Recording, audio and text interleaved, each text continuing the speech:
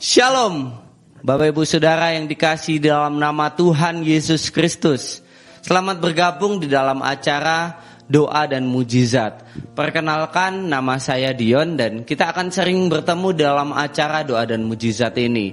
Di dalam acara Doa dan Mujizat ini kita akan mendengarkan kesaksian-kesaksian dari orang-orang yang menerima mujizat. Entah itu orang yang sakit lalu disembuhkan oleh Tuhan Yesus, orang-orang yang terikat oleh dosa, orang-orang yang terikat oleh iblis dan disembuhkan dan dilawat Tuhan dengan luar biasa. Kali ini saya ditemani dengan Bapak Pendeta Petrus Supardi. Shalom Bapak Pendeta Petrus Supardi. Ini adalah Bapak Pendeta yang banyak mendoakan orang-orang yang terikat oleh iblis dan ikatan setan. Dan Bapak Pendeta Petrus Supardi ini dikenal sebagai Bapak Pendeta pengusir setan, ya Bapak Pendeta. Dan kali ini kita akan mendengarkan kesaksian dari Bapak Pendeta Petrus Supardi ini, asalnya dari mana dan apa yang terjadi sama Bapak Pendeta Petrus Supardi ini yang dulunya dipersiapkan untuk menjadi seorang dukun, ditangkap Tuhan dan menjadi Bapak Pendeta. Bagaimana kesaksiannya Bapak Pendeta? Ya, saya akan menceritakan tentang panggilan Tuhan buat saya. Karena saya dilahirkan dari keluarga paranormal. Ya, saya tidak pernah bermimpi mau jadi hamba Tuhan. Karena dari usia dini saya sudah dipersiapkan oleh orang tua. Ketika itu saya sekitar usia 5 atau 6 tahun waktu itu. Jadi bapak saya bilang jam 12 malam itu saya mau diajak ke sungai gitu. Saya bilang, kenapa? Karena ternyata bapak saya mengajak saya itu untuk dipermandikan di sungai di Pancuran. Itu setiap jam 12 malam saya dibawa ketika ibu saya tidur, kakak saya tidur, adik-adik saya tidur.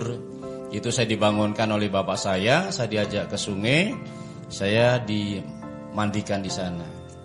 Dan itu terus dilakukan sampai sekian bulan, ya 2-3 bulan, itu tiba-tiba mata saya terbuka. Saya bisa melihat semua roh-roh yang ada di sekitar saya. Ya, saya bisa melihat banaspati, saya bisa melihat genderuwo, saya melihat ada setan laki-laki, ada setan-setan perempuan. Saya bisa melihat dengan mata telanjang saya. Bahkan saya bisa bermain dengan sekian banyak setan. Dan yang saya bingung, itu saya sering dipermainkan, dipukul, ya, dihajar sana sini. Dan saya tidak bisa melawan. Itu karena saya hanya sekedar bisa melihat, tapi saya tidak bisa punya kemampuan untuk saya bisa melawan mereka. Tapi terus oleh bapak saya dilatih, ya saya masih terus dipermandikan, ada sekitar mungkin 1 tahunan, itu saya terus dibawa oleh bapak saya.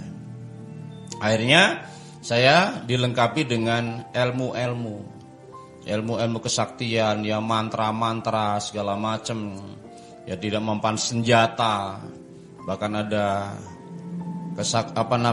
supaya saya bisa menghilang, macam-macam ilmu yang saya terima dari orang tua. Bahkan saya sendiri terima satu ilmu dari orang lain untuk melengkapi badan saya. Itu saya waktu itu sekitar umur 7 tahun, ya 7 tahun, 8 tahun, itu saya sudah menyerap banyak ilmu di dalam badan saya. Itu. Dan umur 10 tahun itu saya menjadi manusia lain. Di badan saya ini sudah terima banyak kesaktian. Saya tidak mempan bentuk senjata apapun juga. Dan waktu umur 10 tahun ini Pak Petrus ini ketemu dengan Bapak Pendeta Charles Da Costa.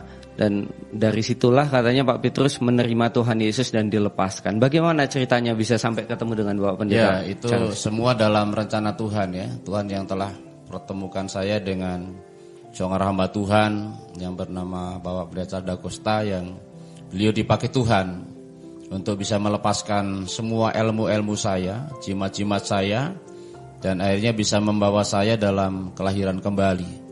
Saya dilahirkan bukan lagi dalam dunia kegelapan dengan roh-roh jahat yang selama ini saya berkumpul dengan setan-setan. Setelah ilmu saya dilepaskan, saya mengalami satu kelepasan. Saya kembali menjadi anak yang normal, yang tidak bisa melihat lagi roh-roh itu, roh-roh jahat, ya setan yang segala macam bentuk setan itu. Saya tidak bisa melihat karena ilmu saya itu sudah terlepas dari badan saya. Nah, kemudian setelah saya lepas itu semua, ternyata Tuhan punya rencana buat saya yang luar biasa. Tuhan banyak memberikan saya petunjuk hal-hal yang luar biasa yang saya terima daripada Tuhan. Ya, saya pernah dalam suatu malam itu saya sedang berdoa. Kalau nggak salah itu saya doa itu saya di gereja. Itu saya melihat tiba-tiba yang dimana saya tinggal di gereja itu tidak terlihat lagi. Saya ada di salah satu tempat gitu loh, seperti hutan gitu. Ada pohon besar-besar sekali. Jadi pohon ini tempatnya ini bergunung-gunung, ada pohon-pohon gede-gede di situ. Dan saya melihat ada angin bertiup kencang sekali. Tapi aneh, ini pohon itu tidak tergoyahkan. Pohon ini nggak sampai tumbang gitu loh. Ketika saya melihat kejadian ini, tiba-tiba roh Tuhan itu berkuasa atas hidup saya. Saya punya tenaga yang sangat luar biasa. Saya perintahkan pohon itu. Saya bilang gini, hei pohon, turun kamu gitu. Tiba-tiba ini pohon gede-gede ini mentelung. Itu sampai di kaki saya. Saya bingung, kenapa ini pohon nurut dengan saya gitu loh. Setelah pohon ini nurut dengan saya, turun gini, saya bilang, sekarang naiklah. Pohon itu juga naik. Saya bilang, ini luar biasa. Kenapa pohon-pohon nurut sama saya? Itu awal mula saya mulai mengalami sesuatu yang luar biasa daripada Tuhan. Gitu. Jadi petunjuk-petunjuk, mimpi-mimpi ini Tuhan nyatakan buat saya hal-hal yang saya tidak paham. Ternyata saya dipersiapkan oleh Tuhan, itu saya supaya melihat tanda-tanda. Ada hal-hal yang akan terjadi, akan saya alami di kemudian hari. Sampai pohon-pohon yang besar ini bisa tunduk, ya, menuruti perintah saya. Ternyata betul. Terus Tuhan persiapkan saya sering ikut pelayanan sama Bapak Pendeta Charles ini, dan saya melihat hal-hal yang beliau telah lakukan. Karena Bapak Pendeta Charles ini seorang hamba Tuhan yang dipakai Tuhan dalam karunia kesembuhan. Ya, pengusiran setan, pelepasan jimat-jimat. Saya pada saat itu hanya menonton. Saya hanya lihat. Saya kebingungan. Itu. Ternyata ini caranya Tuhan untuk membimbing saya. Ini loh caranya bekerja buat Tuhan. Gitu. Nah, setelah itu ternyata Tuhan buka kembali mata saya untuk bisa melihat hal-hal yang ajaib. Mata saya bisa kembali melihat setan. Saya kaget ketika itu saya tidur di gereja, lampu mati itu malam itu. Tiba-tiba ada makhluk yang mendatangi saya lagi tidur di bangku, maksudnya gede banget. Saya lihat, ini saya kenal ini dengan makhluk ini, saya pegang-pegang tangannya. Saya tanya, kamu gendruwo ya? Dia manggut-manggut. Saya bilang, kok mata saya bisa lihat kembali ini setan? Gitu. Ternyata setelah saya ceritakan ke Bapak Pendeta Charles ketawa. Nah, dari situlah terus Tuhan bimbing saya untuk menerima petunjuk-petunjuk. Suatu ketika saya sedang berdoa, saya mengalami hal yang sangat luar biasa, hal yang sangat ajaib. Itu yang saya terima dari Tuhan, yaitu diawali saya waktu itu sedang berdoa di salah satu ruangan. Itu saya melihat ini ruangan ini gak ada tembok-temboknya, genteng-gentengnya gak ada. Saya bilang, kenapa Tuhan? Ini kok gak ada? Ternyata saya lihat ada malaikat datang. Dia bilang, ayo ikut aku. Saya dibawa terbang. Wih, itu tinggi banget, luar biasa. Jadi ternyata malaikat ini membawa saya terbang di atas bukit emas. Itu ditunjukkan, ini lu bukit emas. Sampai saya nggak bisa pikir ini di mana daerahnya bukit emas itu. Tapi akhirnya saya dibawa kembali, tapi tidak diturunkan di mana saya tadinya ada, ditaruh di atas bubungan. Di atas bubungan itu berkali-kali, ada 2-3 kali. Itu yang saya alami itu. Ya, jadi selama Pak Petrus mengalami tanda-tanda mujizat itu, akhirnya Pak Petrus bisa mengusir setan di dalam nama Tuhan Yesus. Dan katanya Pak Petrus kan dulu Pak Petrus hanya bisa melihat Bapak Pendeta Charles dalam mengusir setan.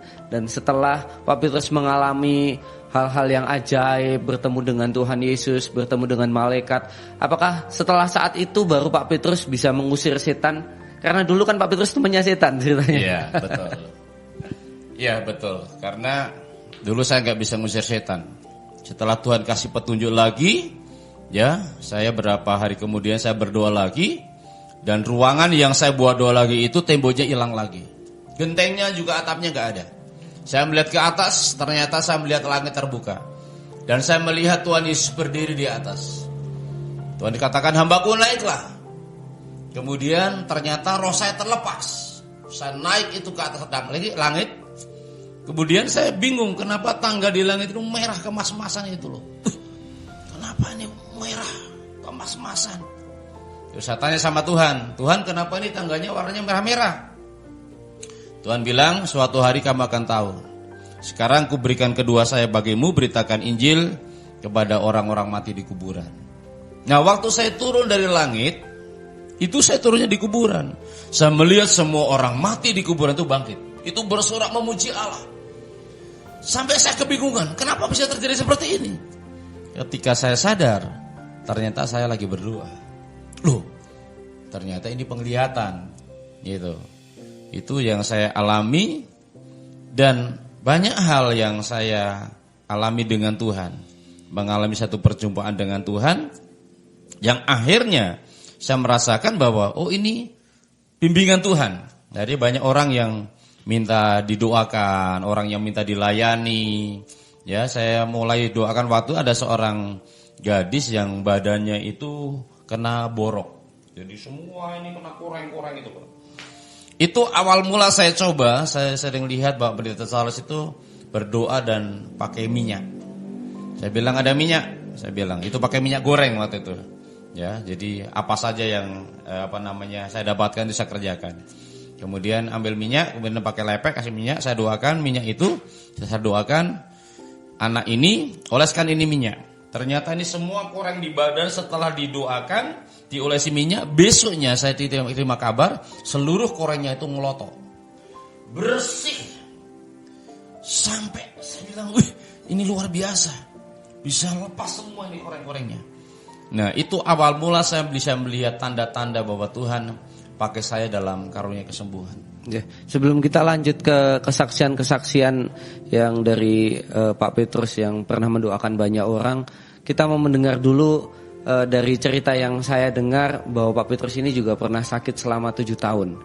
Itu apa yang Pak Petrus alami sakit selama 7 tahun dan bagaimana ceritanya bisa sampai sakit selama 7 tahun? Sakit apa ini selama 7 tahun ini? Iya. Waktu itu saya ketemu dengan seorang pemudi ya. Jadi seorang pemudi ini membutuhkan bantuan doa saya karena dia sudah lulus SMA waktu itu, tidak meneruskan sekolah tapi dia mau cari kerja. Dia bilang ke saya, Pak Petrus tolong doakan saya. Kalau saya nanti dapat kerjaan gaji pertamanya mau tak buat syukuran. Gitu. Akhirnya saya berdoa, saya doakan si pemudi ini, seorang gadis ini. Ternyata 1 minggu kemudian dia diterima kerja. Itu. Kemudian dia kerja di salah satu toko ya waktu itu. Dia bekerja di sana.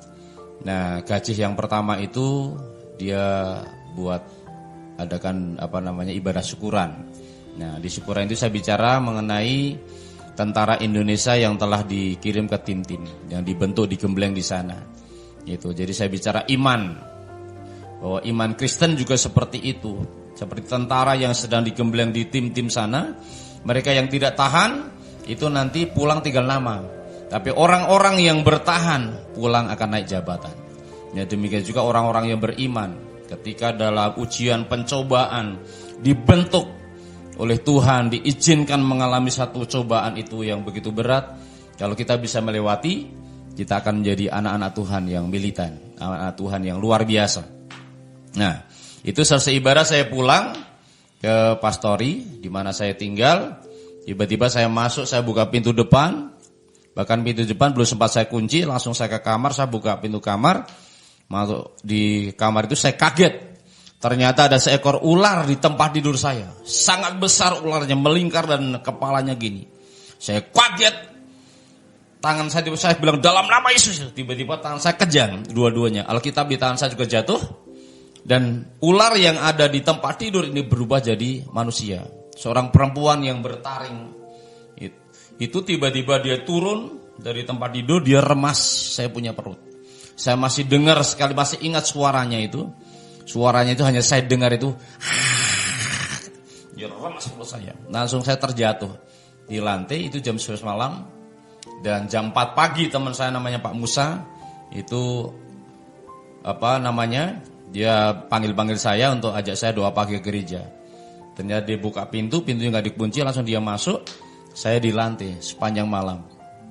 Dan itu jam 11 kejadiannya, Pak Musa masuk rumah yang dimana pastori saya tinggal itu jam 4 pagi. Dan dia panggil becak, saya dibawa ke dokter. Dokter bilang bahwa seluruh usus saya sudah infeksi. Jadi hal yang tidak mungkin tanpa sebab. Tahu-tahu seluruh usus saya itu sudah infeksi. Nah, waktu itu saya di Cirebon, kemudian oleh Pak Salas saya diantar pulang ke rumah orang tua kandung karena dokter di Cirebon mengatakan ini tidak ada obatnya. Akhirnya saya sampai di rumah saya di Temanggung. Ya, di sini juga diperiksa ke dokter oleh kakak saya. Dokter mengatakan hal yang sama, bahwa seluruh ususnya sudah infeksi. Berarti dari dokter sendiri sebenarnya bahwa Pak Petrus itu sudah tidak ada pengharapan untuk hidup ya? Bisa dikatakan seperti itu ya Pak Petrus? Menurut dokter tidak ada obatnya. Karena sudah akhirnya saya dibawa ke beberapa rumah sakit yang memeriksa saya ya dari pihak petugasnya. Ini untuk di Indonesia itu tidak ada obatnya. Satu-satunya jalan harus dibawa ke Singapura. Di sana itu katanya usus saya dipotong. Ya nanti akan digantikan dengan usus apa saya tidak tahu. Nah akhirnya saya terbaring selama 7 tahun.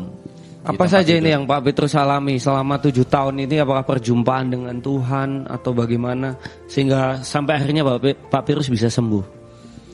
Selama saya terbaring di rumah ya selama 7 tahun, itu saya melihat setan yang saya lihat di Cirebon itu datang, bahkan membawa ribuan setan. Ribuan ular itu bergunung-gunung. Itu terus mengganggu hidup saya. Tapi ketika saya kata sama Tuhan, Tuhan saya nggak sanggup dengan semuanya itu. Tiba-tiba Tuhan menempatkan diri buat saya. Karena saya bilang gini, Tuhan, saya sudah nggak sanggup, saya ingin mati saja. Tapi Tuhan katakan, hambaku, kamu tidak akan mati. Karena kamu harus melewati beberapa hal. Setelah itu masih banyak pekerjaan yang harus kamu kerjakan. Dan selama saya 7 tahun itu terbaring, itu Tuhan Yesus menampakkan diri atau menyubai saya itu sampai berapa kali. Sampai akhirnya setelah 7 tahun itu, saya sembuh itu dengan mujizat. Tanpa obat apapun juga, tiba-tiba saya pegang perut saya, itu sudah gak sakit lagi. Padahal tadinya saya gak bisa miring. Kalau miring ini, usus ini sudah seperti mau keluar gitu loh. Ya, miring sini gak bisa karena ususnya sudah ikut juga terlepas gitu loh. Jadi dokter bilang gini, coba kalau gak percaya kalau usus bapak ini sudah begitu parah, bapak minum madu sama telur. Nanti keluarnya seperti apa. Jadi ketika orang tua saya membuatkan itu madu sama telur diublek, saya minum, ternyata besok keluarnya masih utuh. Jadi usus saya sudah gak bisa proses lagi. Nah ternyata selama saya 7 tahun ini mengalami hal seperti itu saya sedang digembleng oleh Tuhan. Karena sebelum saya sakit itu, saya menjadi seorang hamba Tuhan yang penuh dengan kesombongan. Karena saya disertai dengan tanda-tanda, dengan mujizat-mujizat, saya merasakan bahwa itu milik saya, bukan dari Tuhan. Akhirnya saya jatuh dalam kesombongan dan Tuhan sadarkan saya, pukul saya, Tuhan bentuk saya supaya saya mengerti arti kerendahan hati. Akhirnya setelah saya disembuhkan Tuhan, seperti tadinya Tuhan katakan, beritakan Injil kepada orang-orang mati di kuburan. Itu ternyata setelah saya dipulihkan Tuhan, saya dipakai kembali oleh Tuhan dan banyak orang-orang mati ya yang tadinya sudah mati harapannya sudah nggak punya masa depan lagi. Saya doakan, ada seorang ibu namanya Bu Sri, itu sudah lumpuh selama 4,5 tahun, sudah sekian banyak dukun yang mengobatinya, rumah sakit gak sembuh karena badannya sudah melingkar seperti terenggiling. Ketika saya doakan, saya tumpang tangan, ternyata itu badannya bisa lurus, bisa digerakkan dan sembuh total sampai hari ini. Ya. Dan saya juga kenal dengan Bu Sri, sering ketemu dengan Bu Sri. Nanti mungkin setelah acara ini kita akan wawancara juga dengan Bu Sri, biar Bu Sri bisa kesaksian dan teman-teman dan penonton-penonton Bapak Ibu semuanya bisa mendengar kesaksian dari Bu Sri. Dan sebelum kita akan menutup acara ini, kalau selama saya ikut pelayanannya Pak Petrus, tentu saja ada banyak sekali kesaksian, ada banyak sekali mujizat yang dialami Pak Petrus dan orang-orang yang didoakan oleh Pak Petrus menerima mujizat dari Tuhan. Tapi dalam kesempatan ini saya ingin mendengar 2 kesaksian saja, tidak perlu banyak-banyak kesaksian yang besar tentang pengusiran setan atau orang-orang yang terikat oleh kuasa kegelapan yang akhirnya dilepaskan setelah bertemu dengan Pak Petrus. Ya, yang pertama saya ketemu dengan seorang pemuda yang namanya Arif. Waktu itu pemuda ini umurnya baru 16 tahun. Dia terikat oleh kuasa kegelapan karena dia waktu itu kerja di salah satu pasar malam. Kemudian dia kencing di bawah pohon karet. Ya, ternyata ada satu penghuni pohon karet itu nggak terima. Ada 3 makhluk masuk ke badannya. Akhirnya dia jadi gila, dirasuki setan. Kemudian oleh orang tuanya dibawa ke RSC. Ya. Sampai berapa kali dibawa ke RSC itu nggak sembuh, ngamuk di sana. Jadi dibawa pulang, akhirnya dibawa ke orang pintar, ke paranormal, kemana-mana. Ternyata juga setan itu tidak mau keluar. Sudah mentok, sudah dibawa kemana-mana. Ada orang beritahu, bawa ke Pak Petrus saja. Itu akhirnya dibawa ke saya. Bapaknya bilang, Pak, kalau sampai anak saya sembuh, kami disuruh apa saja mau. Saya melihat ternyata betul ada 3 makhluk di badannya. Kemudian saya adakan pengusiran buat anak ini. Ternyata setan itu mau keluar di badannya. Dan dia sekarang sembuh, sempurna, normal. Bahkan sekarang dia beribadah di gereja kami. Iya, bahkan sekarang saya sendiri juga adalah temannya Arif, dan dalam bulan depan ini Arif mau menikah ya. Ya, jadi sudah benar-benar dilepaskan, sudah nggak terikat lagi oleh kuasa iblis dan sampai sekarang sudah mau menikah. Ada lagi kesaksian lagi Pak Petrus yang tentang ya setan-setan begitu itu saya. Ya, saya juga pernah mengadakan pengusiran setan di salah satu rumah ya di Parakan, yang di rumah ini ada 2 makhluk besar-besar. Sekian hamba Tuhan juga pernah berjuang untuk mendoakan. Jadi ternyata setan itu tidak mau keluar dari rumah itu. Nah, ternyata saya hamba Tuhan terakhir yang dipanggil untuk mengusir setan di rumah itu, yang sudah memakan banyak korban. Karena ketika rumah itu dibangun, itu berapa tukang yang jatuh dan meninggal. Dan hamba Tuhan di situ ternyata memang bukan talentanya. Ketika diceritakan, hamba Tuhannya bilang ini bukan tugas saya, memang talenta saya bukan di situ. Ya, mungkin bisa ada hamba Tuhan lain. Akhirnya orang itu sampai panggil paranormal. Dan ternyata paranormal sendiri ketika datang ke rumah ini ketakutan, malah melarikan diri. Dan saya lewat teman saya diundang ke sana. Saya melihat ada 2 makhluk besar-besar. Dan saya adakan 2 pengusiran karena rumah ini lantai 3. Ya, saya urapi, saya adakan 2 pengusiran. Dan ternyata setan 2 makhluk besar-besar yang ada di rumah itu, dia mau tinggalkan rumah itu. Dan itu setelah tak adakan 2 pengusiran, jam 8 malam rumah itu seperti ada sesuatu yang terjadi. Jadi bunyi di lantai 2 itu suara duar itu sampai yang penghuni rumah itu lari semuanya. Itu sekitar berapa menit, sekitar 30 menit. Dan suara itu berhenti. Setelah berhenti, yang punya rumah pada masuk semua. Dan ternyata hari berikutnya itu sudah tidak ada suara lagi. Dan sampai ditunggu berapa minggu, ternyata sudah aman. Jadi saya dipanggil di sana, orangnya kesaksian bahwa rumah kami sudah tidak lagi dihuni oleh roh-roh itu. Karena roh itu sangat mengganggu dan sering menakut-nakuti anggota keluarga di tempat itu. Demikian. Ya, jadi memang selama saya mengikuti pelayanannya Pak Petrus, sudah tidak terhitung rasanya. Ada banyak sekali orang-orang yang terikat setan atau rumah-rumah yang dihuni oleh setan. Minta Pak Petrus buat mendoakan rumah tersebut atau mendoakan orang-orang yang terikat setan dan akhirnya dipulihkan atau bisa dikatakan disembuhkan. Dan memang sebenarnya saya sendiri pengen membuat channel YouTube ini sejak lama. Saya memikirkan bahwa sebenarnya ada banyak sekali orang di luar sana yang saat ini sedang terikat oleh kuasa kegelapan. Bahkan ada rumah-rumah yang dihuni oleh iblis-iblis, tapi Bapak Ibu Saudara tidak bisa melepaskannya sendiri. Petrus ini adalah bahwa pendeta memang bidangnya untuk pengusiran setan ya, pemutusan dari situ ke situ. Dan Pak Petrus ini sering ngomong bahwa kutuk bisa diubah menjadi berkat. Karena karena ada banyak sekali orang-orang yang sebenarnya terkena kutuk ya Pak Petrus. Entah itu kutuk dari orang tua, entah itu karena dirinya sendiri. Itu bagaimana Pak Petrus ketika orang yang sudah pernah bergelut di dalam dunia seperti ya mencari ilmu-ilmu atau mencari-cari harta dari tempat lain, itu gimana? Apakah bisa diselesaikan itu?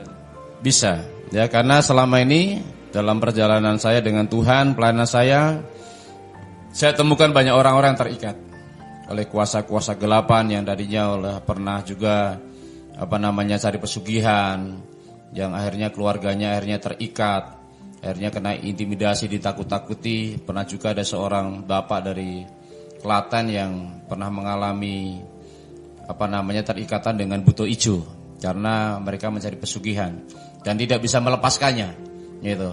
Waktu itu saya dipanggil ke sana, bagaimana caranya bisa supaya buto ijo ini tidak mengejar-ngejar bapak ini lagi dengan keluarganya.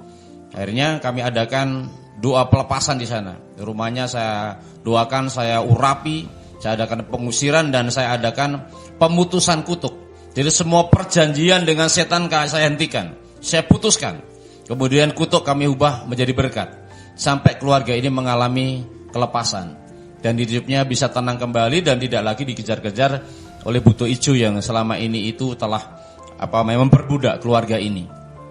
Dan keluarga ini begitu mengalami kelegaan. Dua pemuda juga yang pernah terikat dengan kuasa kegelapan. Ya, dia punya ilmu telepati yang juga pernah berguru sama salah satu penguasa ya di pantai selatan yang dia tidak bisa melepaskannya. Dia melakukan banyak dosa di mana-mana dan dia datang ke sini, dia pengen menerima kelepasan, datang pada saya dan saya doakan. Ternyata dua pemuda ini tolong oleh Tuhan, tidak lagi terikat dengan roh-roh jahat, dengan kuasa-kuasa iblis yang tadi sudah terjatuh dengan berbagai-bagai dosa. Akhirnya mereka bertobat dan dipulihkan oleh Tuhan. Ya. Begitu Bapak Ibu Saudara. Dan untuk Bapak Ibu Saudara yang saat ini masih mengalami keterikatan dengan setan-setan atau bingung cara melepaskannya bagaimana, ini bisa langsung menghubungi Pak Petrus.